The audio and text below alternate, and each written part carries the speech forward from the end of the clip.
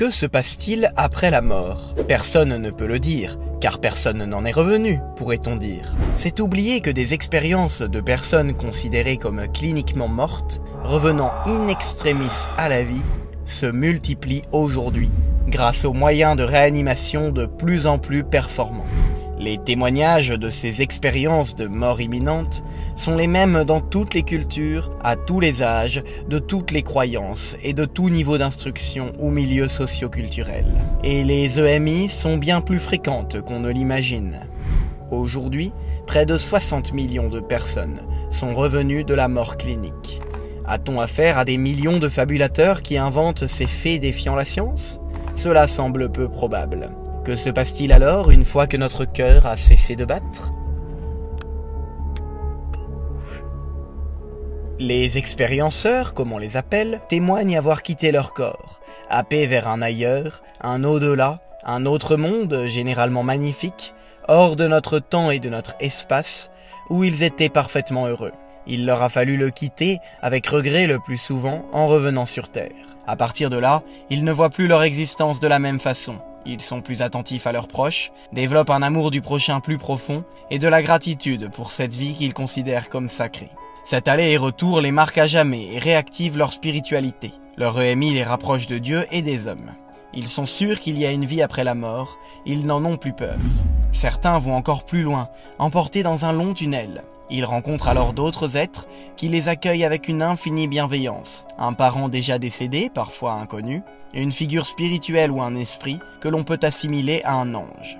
Mais surtout, le plus extraordinaire est la rencontre d'un être de lumière, donc d'une personne rayonnant de lumière, dégageant un amour ineffable, universel et personnel à la fois, et apportant une sérénité incroyable.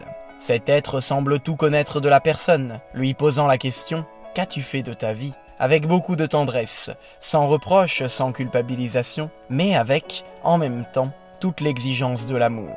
Il n'y a pas de jugement, mais c'est le sujet qui comprend en quoi il a bien ou mal agi, faisant la vérité sur lui-même, revoyant toutes les conséquences de ses actes, ressentant tout le mal ou tout le bien qu'il a fait aux autres, comme s'il se l'était fait à lui-même. Cet être, les chrétiens le reconnaissent comme leur Seigneur, lumière du monde, plein d'amour et de vérité. Les autres sont absolument subjugués par l'amour qui émane de lui et se déverse sur eux. Ils se sont sentis aimés comme jamais auparavant. Cette rencontre est inoubliable. Elle transforme ceux qui font cette expérience ineffable. Beaucoup cherchent alors qui est cet être et se rendent compte qu'il est le Dieu de la Bible. Cette découverte les amène très souvent à demander le baptême pour devenir enfants de Dieu. Ceci élimine une cause démoniaque à ses faits, le diable n'ayant pas intérêt à provoquer la possibilité d'un retour vers Dieu. Beaucoup d'éléments sont en parfaite conformité avec la doctrine sur les fins dernières.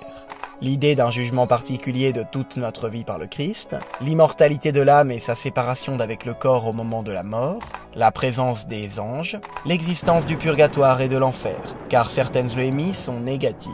Le sujet des EMI n'en reste pas aux croyances, au contraire, il est étudié par quantité de scientifiques. Depuis les premiers travaux de Raymond Moody en 1974, une fondation internationale de recherche sur les expériences de mort imminente a été créée aux États-Unis en 1998 par Jeffrey Long, qui se qualifie lui-même homme de science. Beaucoup de témoignages sont disponibles sur le site, ainsi que sur celui de l'ANDS France.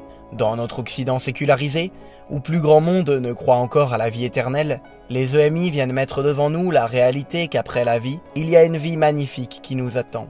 Une vie emplie d'un amour inconditionnel, infini. Vous savez maintenant ce qui se passe après la mort? Alors n'attendez pas pour vivre en fonction.